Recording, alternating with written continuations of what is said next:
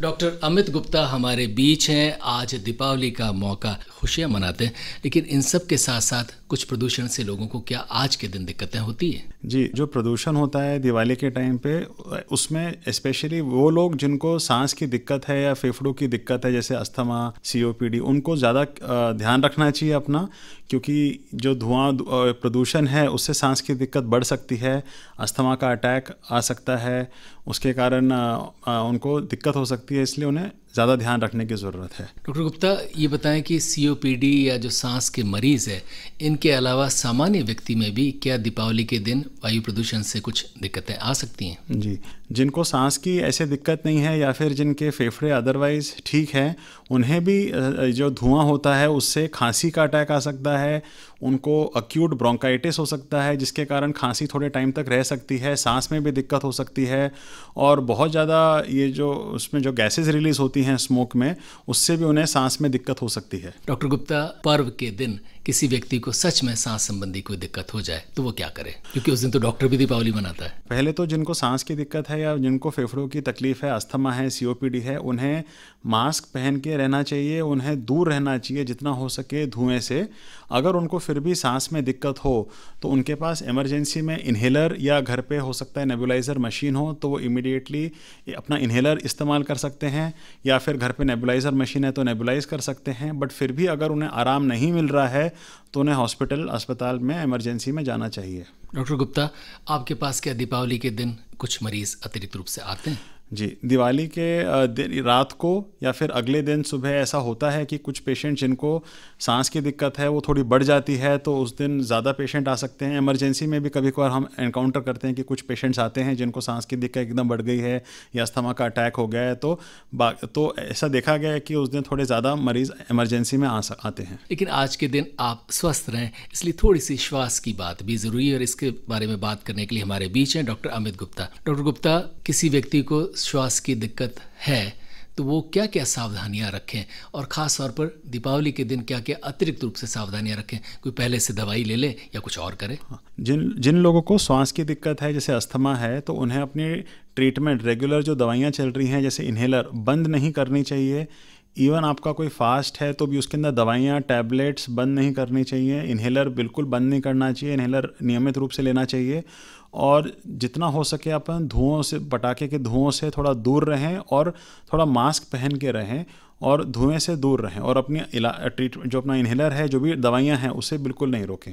और अगर कभी मान लो ज़्यादा भी सांस में दिक्कत कुछ उस दिन आपको महसूस हो रही है, तो आप इन्हेलर अपना एक्स्ट्रा भी यूज़ कर सकते हैं, ताकि आपको एकदम से सांस में आराम आ जाए और घर में आप रेस्ट कर सकते हैं। फिर भी अगर आपको दिक्कत हो रही है तो अपने को हॉस्पिटल जाना पड़ सकता है। खाने पीने में कोई ऐसी चीज़ जिसका हम अतिरिक्त रूप से आज के दिन ध्यान रखें? ज़्यादातर हमें ठंडी चीज़ें नहीं खानी चाहिए। ठंडी चीज़ें ज़्यादा खाने से थोड़ा अस्थमा बढ़ सकता है, और जनरली जैसे डायबिटिक पेशेंट्स हैं उन्हें मिठाइयों का भी, अपने शुगर का ध्यान रखना चाहिए। ये रेडियो लेक सिटी है फिट उदयपुर में हमारे मेहमान श्वास रोग विशेषज्ञ डॉक्टर अमित गुप्ता। डॉक्टर गुप्ता, ये सर्दी का मौसम क्या श्वास के रोगियों के लिए या जिन्हें फेफड़े संबंधी कोई दिक्कत है उनके लिए ज़्यादा परेशान करने वाला होता है, या गर्मी की तुलना में ज़्यादा फ़र्क नहीं पड़ता? नहीं, हमने देखा है कि सर्दियों के मौसम में सांस के मरीज़ों को थोड़ी ज़्यादा दिक्कत होती है गर्मियों के मौसम के मुकाबले। ज़्यादातर जब ये मौसम बदलता है, यानी जब सीज़न एकदम चेंज होता है बारिशों में, और उससे ठंडी स्टार्ट होती है, तब कुछ लोगों का अस्थमा या जो सीओपीडी होता है वो बढ़ जाता है, सांस में दिक्कत बढ़ जाती है, खांसी बढ़ जाती है। तो ठंडी में ज़्यादा ध्यान देना चाहिए सांस के रोगों के मरीज़ों को, और अगर उनकी तबीयत ज़्यादा बढ़ रही है तो उन्हें अपने डॉक्टर्स को दिखाना चाहिए। क्या ये श्वास संबंधी दिक्कतें जो सर्दी में आप बता रहे हैं ज़्यादा होती है, जानलेवा भी हो सकती हैं? कुछ केसेस में जानलेवा हो सकती हैं अगर हमने ध्यान नहीं दिया और उसे आगे बढ़ने दिया। अगर हमें लगता है कि हमारी सांस की दिक्कत बढ़ रही है या हमें खांसी ज़्यादा बढ़ रही है, तो हमें अपने डॉक्टर से कंसल्ट करना चाहिए। अगर हम उसे इग्नोर करेंगे और ज़्यादा बढ़ने देंगे तो दिक्कत हो सकती है। दीपावली के मौके पर फिट उदयपुर सेगमेंट में मेहमान है डॉक्टर अमित गुप्ता। डॉक्टर गुप्ता, किसी व्यक्ति को श्वास संबंधी या फेफड़ों से संबंधी दिक्कतें न हो, इसके लिए सामान्य जीवन में वो क्या क्या चीज़ें करे? सामान्य जीवन में स्मोकिंग हमें स्मोकिंग से दूर रहना चाहिए, स्मोकिंग नहीं करना चाहिए। स्मोकिंग भी दो प्रकार की होती है, एक्टिव और पैसिव। यानी आप खुद स्मोकिंग ना करें और आपके घर में भी या आजू बाजू में भी कोई स्मोकिंग कर रहा हो, उसके धुएं से भी हमें सांस की दिक्कत हो सकती है। दूसरा, जहाँ पे ज़्यादा पोल्यूशन हो या जहाँ धुआं ज़्यादा हो, गाड़ियों का धुआं हो, तो मास्क पहनने से हमें उसमें भी फ़र्क दिख सकता है। मास्क की बात थोड़ी सी और करते हैं। कोविड-19 ने बहुत सारे संकट तो क्रिएट किए, लेकिन एक चीज़ ये हो गई कि अब ज़्यादातर लोग मास्क पहनने लग गए। क्या मास्क पहनने से भी श्वास के रोगी घटे हैं? हमने देखा है मास्क पहनने से भी श्वास के रोगी घटे हैं, सिर्फ कोविड के ही नहीं, जबकि टीबी और अन्य बीमारी जो खांसी से या सांस से फैलती हैं उनमें भी थोड़ी कमी हुई है और उनमें थोड़ा उनको प्रोटेक्शन मिला है। डॉक्टर गुप्ता, श्वास के जो तमाम रोग हैं वो क्या वातावरण पर या आपके खुद पर ही निर्भर हैं या ये वंशानुगत भी होते हैं? श्वास के जितने रोग हैं वो वातावरण पे तो निर्भर करते हैं, लेकिन जो अन्य इन्फेक्शन या बैक्टीरिया होते हैं उससे ये बढ़ सकते हैं। जैसे निमोनिया होने के चांसेस अपने थोड़े बढ़ जाते हैं विंटर्स के टाइम पे, या हम जैसे जब ट्रैवल करते हैं या यात्रा करते हैं, जो ट्रेन में जाते हैं या बसेस में जाते हैं, तो कभी कभार वहाँ पे हमने देखा है, या फिर ठंडे पानी में ऐसा कुछ अपन करते हैं तो उससे कभी कभार निमोनिया होने के चांसेस बढ़ सकते हैं। और कभी कभार हम साथ में अपनी दवाइयाँ ले जाना भूल जाते हैं, तो उसमें भी ज़्यादातर हमने देखा है कि जो ऐसे ट्रैवल के बाद या जिनके अभी यात्रा करके आए हैं उनको कभी कभार आते आते सांस में दिक्कत या बुखार खांसी चालू हो जाता है और निमोनिया के चांसेस बढ़ सकते हैं उनके इसमें। बच्चों में अगर निमोनिया हो गया है और बाद में बड़ा होने पर क्या उसे श्वास संबंधी दिक्कतें होगी? अगर बच्चे को निमोनिया बार बार हो रहा है बचपन में, छोटी उम्र में उनको मतलब काफ़ी बार निमोनिया होता है, हर साल में एक बार इन्फेक्शन होता है या उनको ज़्यादा एंटीबायोटिक लेनी पड़ती है, तो आगे जाके उनके लंग्स में कुछ ऐसे चेंजेस आ सकते हैं जो हमें दिखेंगे बाद में भी। बट अगर उनको कभी एक बार हुआ है और ज़्यादा सीरियस नहीं हुआ है तो ज़्यादातर इसमें ऐसा कुछ नहीं होता प्रॉब्लम। दोस्तों, दीपावली की बहुत सारी शुभकामनाएं रेडियो लेक सिटी की तरफ से। हमारे बीच हैं डॉक्टर अमित गुप्ता, आप श्वास रोग विशेषज्ञ। डॉक्टर गुप्ता, कोई व्यक्ति अस्थमैटिक अगर है तो क्या उसे जीवन भर नेबुलाइजर लेना पड़ेगा या दवाइयाँ ही लेनी पड़ेगी या वो कभी स्वस्थ हो पाएगा? जिन पेशेंट्स को अस्थमा है उन्हें इन्हेलर सबसे अच्छी ट्रीटमेंट और सबसे सेफ ट्रीटमेंट है। इन्हेलर उन्हें हमेशा लेने की ज़रूरत नहीं होती। इन्हेलर ऐसा हो सकता है कि आगे जाके उन्हें ज़रूरत ना पड़े, लेकिन जब तक डॉक्टर की एडवाइस है, जब तक उन्हें ज़रूरत है तब तक उन्हें लेना चाहिए। अस्थमा में ऐसा ज़रूरी नहीं है कि हमेशा ज़िंदगी भर लेना पड़े हमको ट्रीटमेंट, लेकिन जब तक डॉक्टर की एडवाइस रहे तब तक अपने को लेना चाहिए। क्या कुछ करे अस्थमा का रोगी ताकि उसे दौरे कम पड़े? एक तो अगर अस्थमा के रोगियों को पोल्यूशन से, प्रदूषण से, धूल मिट्टी, डस्ट से या धुएं से दूर रहना चाहिए। ठंडी चीज़ें अवॉइड करनी चाहिए। स्मोकिंग खुद भी ना करें और दूसरों के अगर पैसिव स्मोकिंग भी है उससे भी बच के रहना चाहिए। और अपनी दवाइयाँ नियमित रूप पे लेना चाहिए। डॉक्टर ने जब उनको फॉलोअप पे बुलाया है तब रेगुलरली डॉक्टर्स को दिखाते रहना चाहिए। अस्थमा का उम्र या लिंग से भी कोई ताल्लुक है? यानी ये बच्चों में ज़्यादा होता है या पुरुषों में ज़्यादा होता है या स्त्रियों में ज़्यादा होता है या बुज़ुर्गों में ज़्यादा होता है या यूँ माने कि गांव में ज़्यादा होता है या शहर में ज़्यादा होता है? अस्थमा ज़्यादातर छोटी उम्र में देखा गया है। ज़्यादातर 40 साल से नीचे, ज़्यादातर वो या तो बचपन में स्टार्ट हो सकता है, कुछ बच्चों को जैसे चालू होता है, कुछ लोग को लेट चालू होता है। बट अस्थमा ज़्यादातर थोड़े यंगर पॉपुलेशन में ज़्यादा देखा गया है। डॉक्टर गुप्ता, श्वास के रोगों में अस्थमा के बाद कौन से मरीज़ आपके पास सबसे ज़्यादा आते हैं? अस्थमा के बाद हमारे पास एक COPD बीमारी होती है। वो ज़्यादातर उन पेशेंट्स में होती है जो बहुत लंबे टाइम से स्मोकिंग कर रहे होते हैं या उनका लंबे टाइम से कोई अलग तरह का धुआं या धूल मिट्टी से एक्सपोजर हुआ है।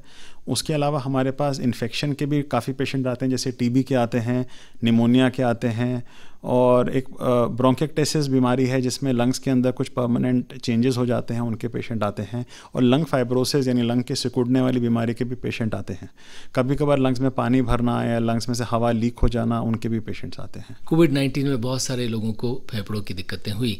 ये लोग जो बाद में रिकवर भी हो गए, इनमें भी क्या श्वास संबंधी दिक्कतें आती हैं या आएंगी? ऐसे कुछ पेशेंट्स हैं जिनको कोविड के बाद जो लंग्स में डैमेज हुआ था उसके बाद रिकवरी होने के बाद वो एकदम स्वस्थ हैं। बट ऐसे कुछ पेशेंट्स हम देख रहे हैं जिनको रिकवरी होने के बाद भी अभी भी थोड़ी बहुत सांस में दिक्कत रहती है, बट उन्हें ज़्यादा दवाइयों की ज़रूरत नहीं पड़ती और फिजियोथेरेपी और लंग्स की एक्सरसाइजेज से वो अपना जीवन अच्छे से बिता सकते हैं और धीरे धीरे रिकवर करते रहते हैं। डॉक्टर गुप्ता, श्वास के रोगी क्या हमारे यहाँ पर घटें या बढ़े हैं? अभी हमारे यहाँ श्वास के रोगी कोविड के टाइम तो बहुत ही बढ़ गए थे। जैसे जब कोरोना की वेव थी, फर्स्ट वेव सेकेंड वेव, दोनों ही समय श्वास के रोगी बहुत ही ज़्यादा बढ़ गए थे। अभी उसके बाद तो अपने पास श्वास के रोगी अभी रिसेंट में कम हुए हैं। और मास्क पहनने से डेफिनेटली हमने देखा है कि जो अलग बीमारियां थी जो श्वास ये खांसी से फैलती थी, जैसे टीबी की बीमारियां, उसमें थोड़ी हमें कमी दिख रही है।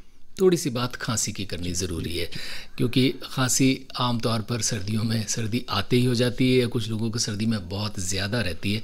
पता है कि खांसी का भी हमारे श्वास रोग होने से संबंध है, या ये कभी भी ऐसे ही हो जाती है? काफ़ी बार कुछ लोगों को सिर्फ खांसी की बीमारी होती है, उन्हें सांस की दिक्कत नहीं होती। बट ये मैं कहना चाहता हूँ कि अस्थमा में हमेशा सांस की दिक्कत होना ज़रूरी नहीं है। कभी कभार धूल मिट्टी या सर्दी से होने से उन्हें सिर्फ खांसी की दिक्कत होती है, सांस की दिक्कत नहीं होती। बट उसमें भी ट्रीटमेंट इन्हेलर्स होता है और उससे खांसी में आराम मिल जाता है, क्योंकि अस्थमा का एक टाइप होता है जिसमें कुछ पेशेंट्स को सांस की भी दिक्कत के साथ साथ खांसी होती है, बट कुछ को सिर्फ खांसी भी हो सकती है। दूसरा, खांसी जब आपको 2-3 हफ्ते से ज़्यादा चल रही हो, तब अगर 3 हफ्ते से ज़्यादा चल रही हो तो ज़रूर हमें डॉक्टर को दिखाना चाहिए, क्योंकि अगर खांसी 3 हफ्ते ज़्यादा है तो टीबी या अन्य बीमारी डॉक्टर्स को रूल आउट करनी पड़ेगी। तो अगर खांसी अपने आप जैसे ठीक हो रही है आपके थोड़े टाइम में, तो हो सकता है वो सर्दी से हो गई हो। बट अगर 3 हफ्ते से ज़्यादा चल रही है तो हमें कंसल्ट करना चाहिए डॉक्टर को। कुछ लोग कोल्ड एलर्जी शब्द का भी इस्तेमाल करते हैं कि ठंड में हमें खांसी हो ही जाती है, हमें ठंड लग ही जाती है। ये क्या चीज़ है? क्या इससे भी खांसी होती है और इसका भी श्वास रोगों से कोई लेना देना है? ठंड भी एक तरह का एक ट्रिगर फैक्टर है जिससे खांसी हो सकती है। जिसी तरह धूल मिट्टी धुआं डस्ट ये सबसे एलर्जी होती है, उसी तरह ठंडी चीज़ों से भी एलर्जी होकर खांसी हो सकती है। तो इनमें अपने को ठंडी चीज़ें अवॉइड करना चाहिए, पानी भी थोड़ा गर्म पीना चाहिए, और अगर एक बार खांसी उसमें हो जाए तो हमको डॉक्टर से कंसल्ट करना चाहिए। डॉक्टर गुप्ता, आज के दिन सब लोग स्वस्थ रहें, चंगे रहें और उत्साह और उमंग से त्यौहार मनाएं, क्या सुझाव देंगे? मैं ये सुझाव दूंगा कि पटाखे जलाने हैं तो उनको थोड़ा रिस्पॉन्सिबिलिटी से जलाएं, ताकि किसी के हाथ वाथ ना जलें। और जो लोग हैं जिनको सांस की दिक्कत है या जिनको फेफड़ों की प्रॉब्लम है, वो उनसे थोड़ा दूर रहें, मास्क पहन के रहें और प्रदूषण, अपने वायु प्रदूषण से बच के रहें। और वे लोग जो पटाखे फिर भी छोड़ रहे हैं, उन्हें क्या कहेंगे? नहीं, उन्हें बस इतना ही कहेंगे कि वो अपने मतलब सेफली करें काम, पटाखों को सेफ जलाएं, ऐसा ना थोड़ा ध्यान रखकर काम करें। और खास तौर पे बच्चों को क्या एडवाइस देंगे, क्योंकि वो तो पटाखे छोड़ेंगे ही जी, हालांकि वो सुने ना सुने, लेकिन उन्हें बतौर चिकित्सक बच्चों को आज के दिन सलाह देनी ज़रूरी है। बच्चों को जिन्हें अस्थमा है उन्हें थोड़ा खास ध्यान रखने की ज़रूरत है, क्योंकि उन्हें अस्थमा का अटैक भी आ सकता है। तो अपना दवाई इन्हेलर लेना ना भूलें, मास्क पहन के रहें और पटाखे चलाते वक्त अपने हाथों का ध्यान रखें ताकि कुछ हादसा ना हो। डॉक्टर अमित गुप्ता, आप अपने शब्दों में उदयपुर वासियों को दीपावली की शुभकामनाएं कैसे देंगे? मैं उदयपुर वासियों सबको दीपावली की शुभकामनाएं देता हूं और सबसे रिक्वेस्ट करता हूं कि दिवाली के दिन सेफ़ रहें और अपने सांस के रोगी हैं उनको अपनी दवाइयां, अपने मेडिसिन एकदम चालू रखें, मास्क पहन के रहें और अच्छे से दिवाली मनाएं। डॉक्टर अमित गुप्ता, आपका हृदय से आभार।